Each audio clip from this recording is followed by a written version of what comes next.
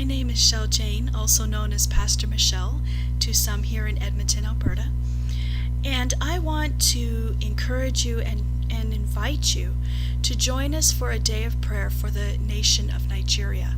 August the 19th is the day that we have set aside. The situation in Nigeria is very grave, and there is not a lot of Western reporting being done. Let me help you understand the situation for those of you who do not know. Essentially, Nigeria is divided between the north and the south. The north is predominantly Muslim, and the south is predominantly Christian, along with various other non-Christian religions and indigenous persons. The current administration is Muslim dominated under the presidency of Muhammadu Buhari, who himself is Muslim and a member of the Fulani herdsmen. You see, right now the situation that's shaping up is caused by Fulani herdsmen plundering and killing across various northern states, gradually making its way southward. At the end of June of this year, in Jos, a village in Plateau State, the Fulani hit on a Sunday morning, and they butchered off about 200 Christians. You see, they know when the Christians are going to get together, and so they appear on a Sunday morning, and they simply mow them down with sophisticated weapons that appear to be entering the country through Libya.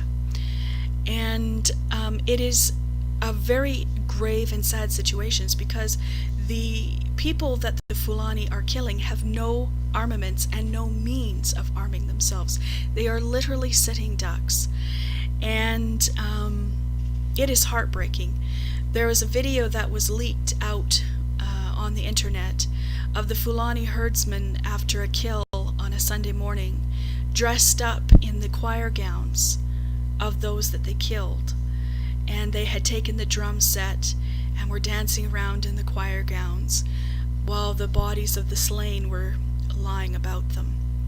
And pictures that have come out show the victims not merely mowed down by bullets, but also hacked up by cutlasses and machetes. They have no respecter of persons. It doesn't matter if they are old. It doesn't matter if they are young. Men, women, and children, pregnant women, are ripped open, shot.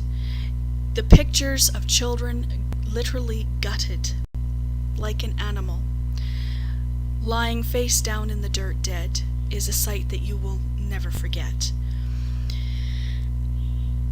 Nigeria is also a very poverty-stricken nation. It is in the grip of very corrupt rulers who siphon billions and billions of naira, which is the local currency. They siphon billions and billions of naira into their own bank accounts. Nigeria is Africa's most populous nation.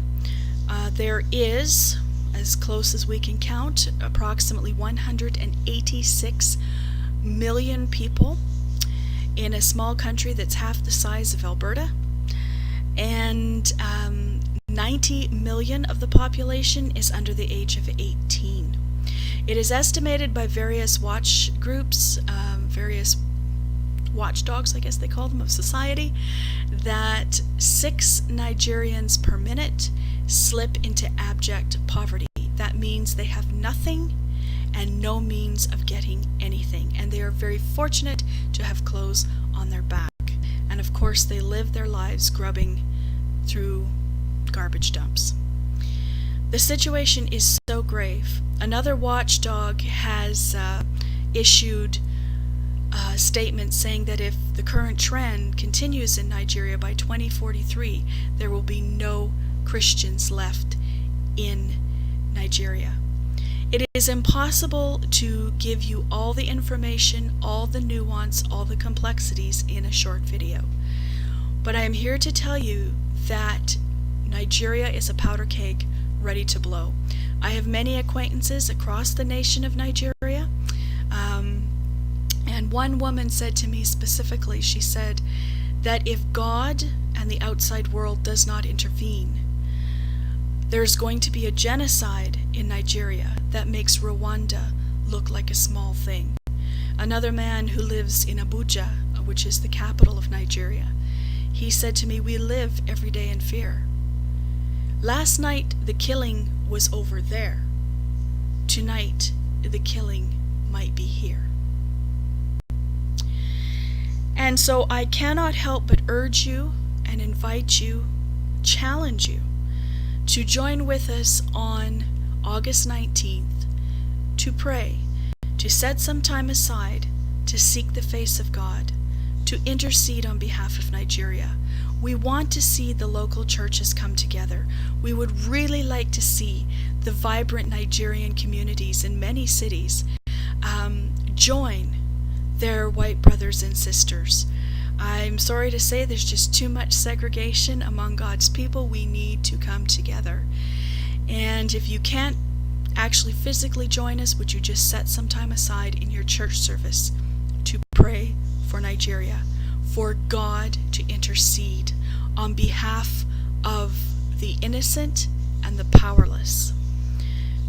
Nigeria needs a visit from God, and I believe He can do it, because with God nothing is impossible. So I invite you, I look forward to meeting with you, and we will see what God will do. Thank you for taking the time to watch this video, and I ask that if you feel so inspired that you would pass it on, and we would appreciate that very much. We will see you at the altar of prayer. God bless.